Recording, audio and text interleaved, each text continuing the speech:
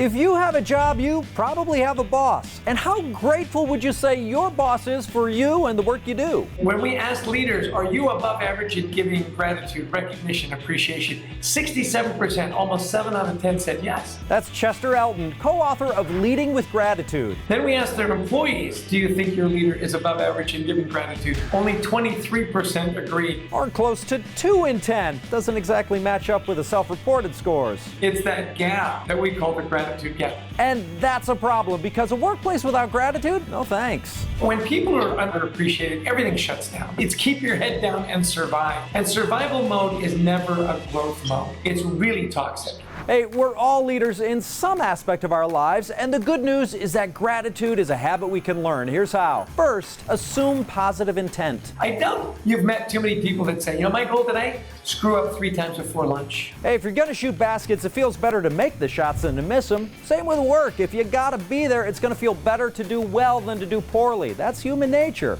So, assume that people are trying to do a good job as opposed to assuming people are trying to screw up. Once you're assuming positive intent, it changes how you react when a member of your team does screw up. They want to do a good job. They're going to make a mistake. It's okay. That's assuming positive intent.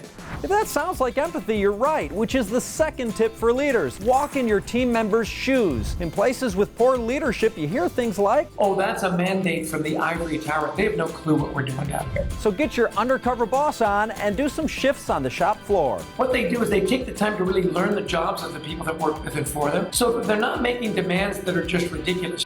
The third way to learn to lead with gratitude, look for small wins. Too often in the workplace, we say, well, we'll celebrate when we hit the goal. And yet we would never do that in our personal lives. Say you're at your 8-year-old soccer tournament. You know, do you say, well, I'm going to wait until the final score before I cheer? I'm just going to let you know. Of course not. You cheer for everything. Did they touch the ball? Did they kick the ball? Did they score a goal? We cheer everything along the way. Did they get the straw in the juice box? Hey, man, everything counts. In the workplace, it's the same thing. These little milestones as we celebrate along the way creates momentum so that we can get to those big goals. When leaders make gratitude a habit, it can transform a work culture and more. My favorite data point literally of all time is when you're happy and engaged at work, you're 150% more likely to be happy and engaged in your personal life. So, don't leave your best self at work. Gratitude at work, gratitude at home. It's a great way to work. It's a great way to live. Learning to lead with gratitude is at the top of the list.